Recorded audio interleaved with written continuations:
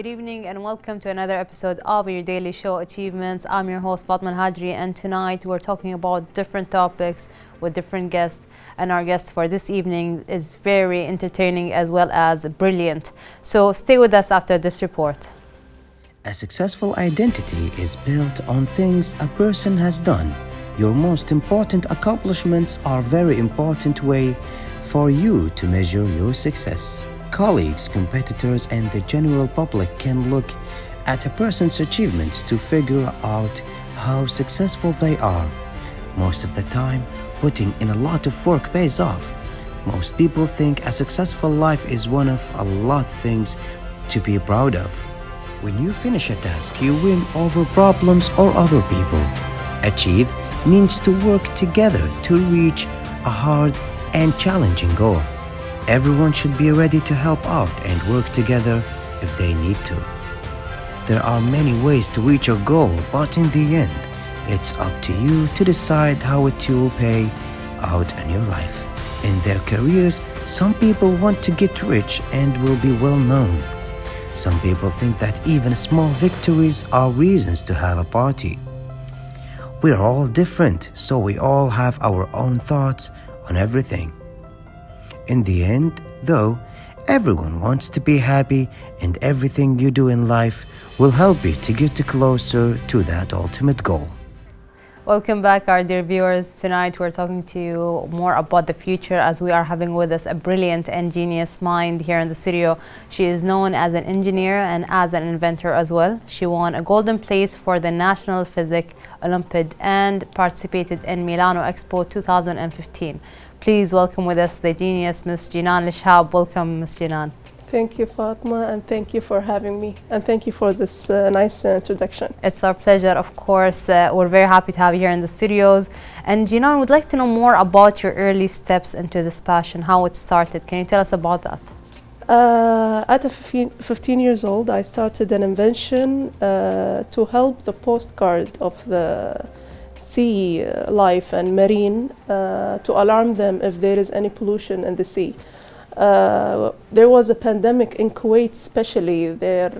The sea life died. Most of the fish was floating over the sea and the shore. So I was thinking how to find a solution for this problem, because in the end, the invention is a solution for a problem. So there was a problem, and I tried to find a solution for it, and this was my first invention at 15 years old. I think it's amazing. Like, you actually figured out a solution. It can be sometimes very hard, like you have this issue and you have to find a solution for it. It takes years, hours, months, a lot of work, a lot of teamwork. Course, yeah, especially and if you as a 15 years old, yeah, you came up with a solution, which is amazing. Yes, especially if you don't have the tools. I mean, some engineers discover or invent medical devices, but they don't have the background of medicine. And some doctors want to find an invention for a specific device, but they're not engineers, so they need the help of engineers. So the know-how is the main thing that you have, and the main tool that you have to be an inventor. Of course. And what really helped you with this kind of area? Is this something that you grew up with, like your home background? Did that affect you in any way in becoming an inventor? Yes, my curiosity. I played in so many of the devices at home. I braked so many devices at home. I got my mother and father very angry at me. You were a very curious kid. Yes, I'm very naughty. I wanted to learn how all the machines works at home. You probably damaged most of them. Yes, but in a way you did learn a lot, you know, how they worked. And on the other hand, my mom is computer science, and my father was very smart in physics. So I have a scientific family, and I learned the science from them. Of course, I think that's very important to have, specifically in your area, that you have an IT, MIS. Yes, computer science. Yes, of mostly, course. yes. And you also have your father who is really good at physics. So you kind of really worked your way through the science as well. So when was the first time that you knew, like, this is the field that you wanted to explore? We already know that you have this kind of family that already begin in this kind of science. So that encouraged you in a way? Well, no, I didn't know. in the beginning, I was a pianist. When That's I was, interesting. It's completely yeah, different. it's completely different path. I was a pianist at early ages, like 6 to 12, and I participated also in national and international challenges and championships for playing the piano as solo. Sorry, and I didn't know that I'm good at physics and math. And when I was You haven't in high explored school, that area yet. I didn't know, and I was afraid to take physics because everybody is talking about physics as a hard subject, not only physics, chemistry also, and other subjects. So I didn't want to study physics before even knowing what physics is, until I had to take physics to graduate. That's when I discovered that I'm good at physics. And then I participated in the National Physics Olympiad, where I got my first gold award. That was in 2015. It was in 2005. 2005? Yes, I was 15 years old. I got the gold award in the National Physics Olympiad here in Kuwait. And then I was nominated to represent Kuwait in Singapore in the International Physics Olympiad in 2006. It was called IFO in Singapore. And also I got awarded in the NTU, which is one of the best technological university at the time. Of course, and we have this one, the ITX, this award. ITX, ITX. yes. Can you tell us about it? ITX is the last gold award I took in 2023, earlier this year. It was in Kuala Lumpur. I was nominated from the GCC Patent Office to represent Kuwait. Of course, GCC Patent Office, they nominate only one inventor or researcher from each GCC country every year to participate in ITEX in Malaysia, Kuala Lumpur specifically. So I was lucky enough to be chosen from the jury members and the judges in the GCC Patent Office to represent my country. It was a huge responsibility. I was very nervous when I was in ITEX representing Kuwait, especially representing the GCC Patent Office for the first time and getting nominated from them. But thankfully, after meeting the judges and after showing the invention, I got the gold award. How were you feeling in the beginning? I'm sure you must have felt like anxious, nervous, and still excited to be chosen. Not only nervous, I wanted to cancel my participation in a time because it was a huge responsibility. That's what I felt. I mean, my previous participations was really quiet. Nobody know that I participate until the result is out. Yes. So if I got low result, I'll just not announce, and I'm not nervous about participation. But if I get the gold award, of course I'm gonna announce. I'm gonna be happy that I represent myself and represent my country. In ITEX, it's completely different because the GCC Patent Office already announced who's participating in ITEX this year. Yes. So people already asking since the start of ITEX until the end of ITEX, until the awarding ceremony in Kuala Lumpur.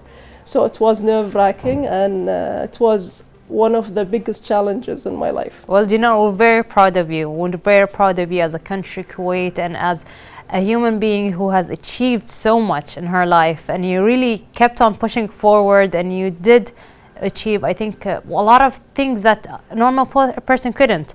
And we're very happy to have you, and would like to know, how did you empower yourself to do more? Like after every achievements that you did, you enrolled in a lot of competitions, you participated a lot, you contributed a lot.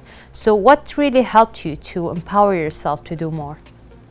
Well, maybe it's gonna be a little funny, but having a break, because every achiever and every successful person, they have to be consistent to reach their goals. But in order to be consistent in a specific path, you have to take a break between now and then so you don't give up.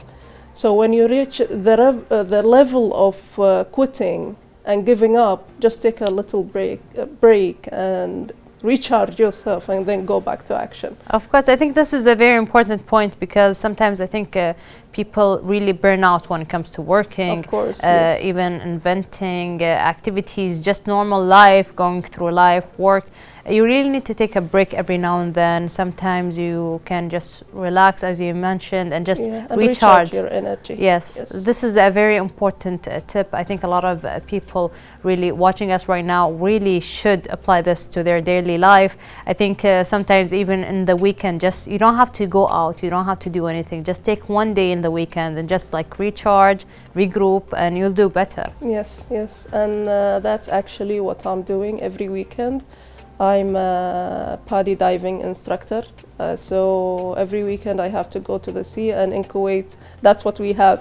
Of course, specifically in the summer, you know, you enjoy the summer beach. or winter, it doesn't matter to me, because even in winter you can wear a wetsuit or a dry suit and you dive in winter and you don't feel the cold. So diving is my escape from the daily routine. I think it's interesting. You have a lot of different interests. You used to be a pianist, now you're an inventor. You enjoy paddy diving. So I think it's astonishing to have these kind of interests and actually manage it all. So how do you manage your time doing all of this? Well, like I said in the beginning of the interview, I'm curious to try so many things. I'm so excited about life. I want to try so many things. And I tried a lot of things. Some things I reached to the end, and other things I just stopped.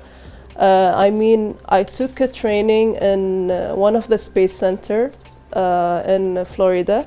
I didn't continue to this path. I just loved the experience in the beginning. It was ATX training in NASA. I loved the experience, but I didn't continue in the space field. I didn't feel so interested in this field. I tried diving, scuba diving, in the beginning of the corona pandemic.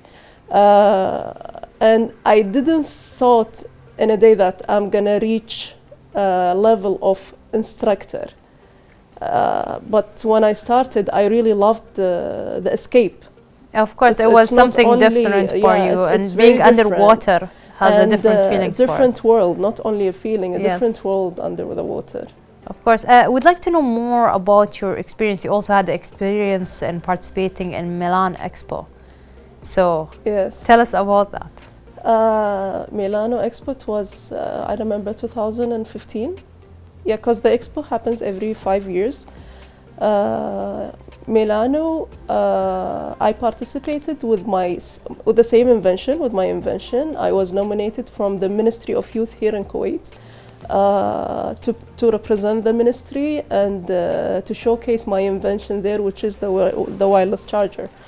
But it was, in the beginning, it was a prototype, very, very simple prototype. And I still remember it because I started the invention in 2015. So I took the prototype to Expo Milano. All the guests of the Kuwait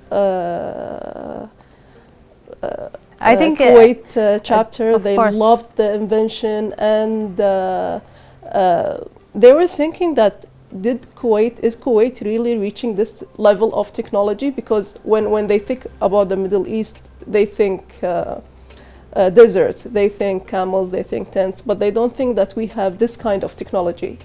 Of course, and you were also the first Kuwaiti candidate at the start of science. Yes. So being at the start of science, I think that experience alone is even more amazing. Stars of Science is a completely different thing. It's a TV show. You saw Star Academy, right? Yes. Where there is a lot of participants and they are staying in one place. So Stars of Science is a lot of inventors and researchers are staying in one lab. And you have to develop your invention or your research, and then every week or every 2 weeks you have to face the judging panel, and then the nomination gonna happen. So I've reached the top 7 from this experience. Again, I didn't have the tools to do my invention.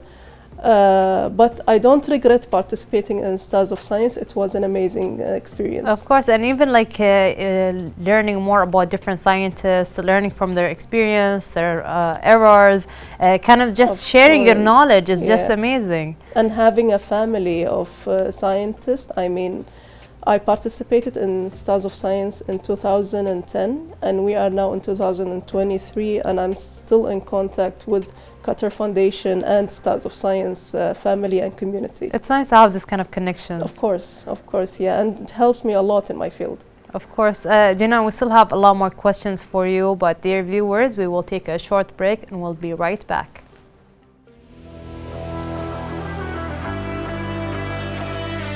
Jinan Lishab is a graduate of Engineering in System and Process Control program. She has earned her bachelor's degree from Kuwait University in Electrical Engineering from the College of Engineering and Petroleum. Jinan has also experienced many projects in her field. She was once the PR consultant and manager of Huawei Technologies Kuwait company. Moreover, Jinan is also a PADI first aid instructor and PADI open water scuba instructor. Throughout her experience, Jinan made great achievements. She has worked and strived very hard in order to reach her dreams and goals. In 2004, Jinan earned the third place for the invention of an alarm system for petroleum carriers remnants. In addition, in 2005, Jinan won the golden place for the National Physics Olympiad. Jinan is a hard worker and she's eager to grow her achievements. In 2010, Jinan was the first Kuwaiti candidate at Stars of Science. This is certainly something that we are all proud of and a great representation of our beloved country. Moreover, in 2015, Jinan was awarded as one of the top 10 best engineers in Kuwait. Jinan has also participated in many expos and forums. She has participated at Expo Milano in 2015 with her invention of the Y charge. She has also participated at the Global Forum Entrepreneurship in Riyadh in 2015. Jinan did not only stop there. She has been awarded as the Creative Personality by the Ministry of Planning in 2016. In 2017, Jinan was also awarded the first place for the best young female engineer among Arab female engineers. She has also achieved many wins throughout her engineering journey. Jinan won Kuwait Award Uniqueness and Creativity in 2018. In addition, Jinan won the gold medal from Moscow International Invention and Innovation Salon Archimedes in 2019. We are proud of you, Jinan, and you have certainly been an amazing representation for our country, Kuwait. This is my office, which I spend most of my time in. I get inspired for my ideas, my inventions, my prototypes, and also my story writing ideas. I'm an electrical engineer. I graduated from Kuwait University, and currently I'm doing my Master's of Science in System and Process Control Engineering. So I hope you enjoyed the interview. Welcome back, our dear viewers. We're back with our guest, Jinan. Of course, Jinan, that was a really beautiful report about your life achievements and what you have achieved so far. And again, we're very proud of you. Thank you, Fatima. And you're also a PADI first aid instructor, yes, which is interesting. So tell us about that. Well, I didn't plan to be a PADI first aid instructor, but in order to be a PADI scuba diving, open scuba diving instructor, I have to be a first aid. It's a rule in PADI community. You have to be a first aid instructor in order to be open water scuba instructor. So I had to finish the exam. So this is like the first step for you? Yes. So there is so many levels you have to complete. After being a dive master in PADI, then you have to have also the first aid instructor certificate, and then they're gonna reconsider me being open water scuba diving instructor. Hopefully we'll have you as an open water scuba diver instructor as well. I think this is amazing that you actually found your passion that is something different than science, that is diving underwater, Yes. as we talked earlier. I think it's a different word. So can you tell us about this passion? I started, like I said, in the beginning of the corona pandemic. All the airports was closed. I didn't find any escape from the daily routine, so I joined the diving team in Kuwait, and I started learning diving with them. And I finished the first and the third, the first, second, third, until the third certificate, which is open, advanced, and rescue diving. And then I felt that this is the thing that I want to continue doing, and it will be my escape from what I'm doing every day, which is engineering, invention, and consulting. So now, after being an instructor, I go diving every week. This is my escape. This is my recharge every week. Even if the center told us that the weather is not very good this week, we're not going You diving. still go out? I still go to the pool and dive there. Okay, that's nice. You still find your escape in another way, so you don't let Yes. the weather stop you. No, it doesn't stop me. Of course, Unfortunately, yeah, I have to go dive. I think that's very important to find what you really Yes. need to do and just do it. I think even like for this kind of routine that you created for diving, in the beginning, I'm sure it was a little bit hard for you, or was it easy? You Yes. caught on like really quickly. And it's not about hard, it was scary, because I'm, as a person, I was so afraid of the marine life. So going deep inside between the sea life and the marine life, I don't know what I'm gonna face. I don't know if we have sharks in Kuwait. I don't know what creatures we have in Kuwait. So I was very scared, and I still remember my first sea dive. I couldn't get into the water. And I remember I gave my instructor a really hard time going into the water.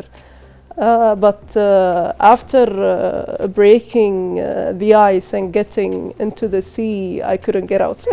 I couldn't get out, and I reached the last level. Of course, I think you have achieved so much even with your latest project. So can you tell us about your latest project? Okay, so I have a new invention, which I'm not going to announce now. I know so many interviewers asked me about it. It's going to save so many lives. It's not a medical device, but I'm not going to announce what is the invention until I get the patent, until I save the invention. Of course, and I'm sure in your field you had a lot of ups and downs. So Yes. can you tell us about the struggles that you had to overcome? So many obstacles. I don't like to be negative. Everybody know, not only in Kuwait, not only in the Middle East or the Arab region, or it's all over the world, the bureaucracy. Having a private workshop, having my equipment that I need, having employers, having license, having my own office. So these things stopped me from, or slowed me down from getting the invention quickly. So I started in 2015, and I finished the final product in 2018. And in You between, could have finished it earlier. yes, in between, I was just trying to get a workshop, trying to get some employers to help me do the invention, trying to get the material and the products. Of course, but you still achieved it, which is Alhamdulillah. amazing. You Alhamdulillah. still pushed, Consistency. of course, and you did That's it. what I'm saying from the beginning. Of course. You have to be consistent. So there's also even highlights, moments in your journey that you enjoyed. So can you tell us about these highlights? I love the Archimedes Expo participation because it was my first global gold award. So it's special for me. Archimedes Expo in Moscow, it's very, very special for me. Yes, I've got a lot of gold awards after it, but Archimedes is different because it was the first one. And the second best award is in Japan, the World Genius Expo, because the certificate for the gold awardees is signed by Yoshiro Nakamatsu. Yushiro Nakamatsu is a huge inventor in Japan, and he invented the floppy disk, if you remember. Remember the Yes, square yes, floppy I disk? do remember He's it, the yes. inventor of the floppy disk. So imagine how old is he and how many inventions he have. He have 1,800 something inventions. So I'm very proud to have his signature on my certificate. So this is the second big highlight in my life. So, Jinan, do you think you have achieved all your goals, or you still have goals to achieve? Because you keep on achieving a lot of things. Yeah, so of course not. It's like, you know, I'm addicted to this. You know, when you get something. I mean, when I graduated from the university and I got a lot of free time, I got depressed because I wanted to graduate and have the engineering certificate, and then I didn't have a goal. So everybody, not only youth, every person, every human being must have a goal in his life so he can survive. Life without a goal is nothing. So if you ask me, did I achieve all my goals? Every day I'm going to have another goal. of course, I think this is a very important point, that even if you achieve the goal, you have to look for another goal to achieve. Of course. So yes. I think after all these things that you achieved, everything that you hoped for, all the goals that you ticked so far, you think these are going to push you even forward to create even more? Of course, maybe not in the same field, but of course I'm proud of what I've achieved. I'm proud of that I overcome the obstacles that I faced. I'm proud of the time that I spent, although I had the chance to go out with my friends, to go to cinema, to travel, but I sacrificed a lot for the things that I wanted. So I don't regret it, and I'm proud of my young self. Of course. And would you change your field, like at a certain point? Because you mentioned, because you said in the same field, because you have a lot of different interests. So Yes. do you think at one point you're gonna switch your field to something else? I mean, I'm really good in electrical engineering. I'm into AI now and programming. I don't know whether I'm gonna change my field. Maybe I'm gonna combine both fields and have a new invention. But I'm not gonna stop engineering because this is what I have. You do. This is what I do, and this is what I know. Of course. Yeah. So where do you see yourself in the future? Where do you see Jinan? This is the most difficult question every interviewers ask, but I always say don't speak and don't say your next step. Why is that? It's better to make it a surprise. Of course, shock them all. And like I said, I like to work in quiet. Of course, I think sometimes it's better to work in quiet. Yes. Like achieve what you wanted to achieve. Don't talk about it. Don't brag about it. Yes. Until you reach it. Of course. Yes. And sometimes, like, you get excited. You want to share the good news, you know. Yeah. But not everyone's cheering for you. So you just have to push yourself. Share this kind of rewarding information with someone close, someone who could help you in this area. Of course, they're gonna push me, but I don't want stress until I reach what I want to reach, until I reach the goal that I want to reach. So I think sometimes a lot of us really wonder if we want to be like a scientist, which is the right field to go to, because you're a mechanical engineer? No, I'm an electrical engineer. Yes. So if you want to be an inventor, which field should they like go for? Which field should they try? Oh, it's not about wanting to be an inventor. It's you are an inventor or no. I mean, if you solve problems, then you are an inventor. Even if you solve a political problem or like a social problem, so you are a problem solver. You can be an inventor. So what field would help me go forward? Any field can be. Any field. Any field. If you have the idea, you can have someone as a partner to implement it for you, as long as you are a problem solver. I mean, you know the corrector, right? Yes. The invention of the corrector. The invention was for a writer, but she used the classic writing machine, if you know it, yes. Before laptops, before computer. But when you write, you cannot erase any error and you have to rewrite the whole whole page, script yes. again. So she wanted an invention that erased one word or one letter. So she asked an alchemist, a scientist, a chemistry scientist, to help her in this invention. So you can be in any field as long as you are a problem solver. Of course, I think we really enjoyed this lovely information that you gave us, Jinan. We really had a very fruitful interview, and we have reached the end of our time, unfortunately. But is there something else you would like to add to our dear viewers who are watching us right now? Yes, my final words, not only for youth, for everybody in Kuwait and Middle East and Arab region.